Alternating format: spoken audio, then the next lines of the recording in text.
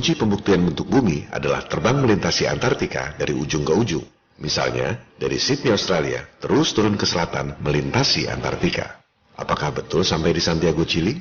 Kalau nyampe, berarti selesai perdebatan. Bumi berbentuk bola. Tapi, kalau orang tak bisa atau tak boleh melakukannya, akibat larangan Antartik Treaty 1959, berarti ada konspirasi untuk menyembunyikan bentuk bumi. Jangan salah, yang dimaksud di sini adalah terbang melintasi Antartika dari ujung ke ujung, dari belahan bumi yang satu ke belahan bumi yang lain.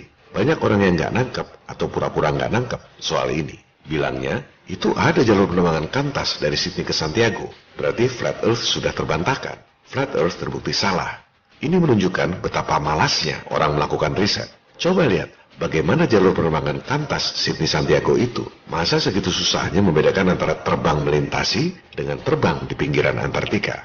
Banyak orang masih gagal paham soal Antartika. Itu kan banyak tur ke Antartika. Ya memang banyak tur di pinggiran Antartika. Itu ada rombongan saintis pergi ke Antartika. Ya banyak saintis pergi ke sana. Dari tahun 1957 juga sudah dibangun pangkalan-pangkalan militer di Antartika. Pilot-pilot pesawat charteran juga sering bolak-balik ke Antartika. Video ini diambil oleh pilot pesawat charteran yang antar kru bolak-balik ke McMurdo Station di Antartika. Tapi cuma di titik-titik tertentu saja yang diperbolehkan oleh elit global.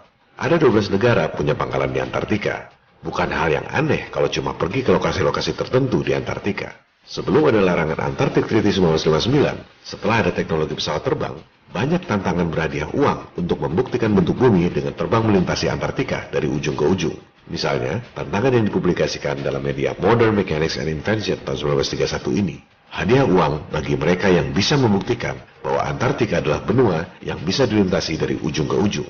Hadiah $5.000 tahun 1931 itu dengan memperhitungkan inflasi adalah setara dengan $75.000 atau 1 miliar rupiah duit sekarang. Tak ada yang mampu melakukannya. Untuk memahami Antartika, kita harus lihat peta-peta yang dibuat sebelum berdirinya NASA 1958. Dari dulu peta bumi memang seperti itu.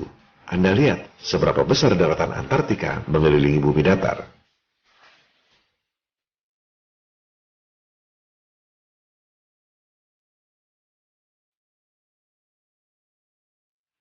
Ini adalah mitologi Dewa Atlas memanggul bumi datar. Ini adalah peta penerbangan Great Circle Airways. Peta-peta penerbangan memang menggunakan peta bumi datar. Ini peta penerbangan CBS American School of the Air.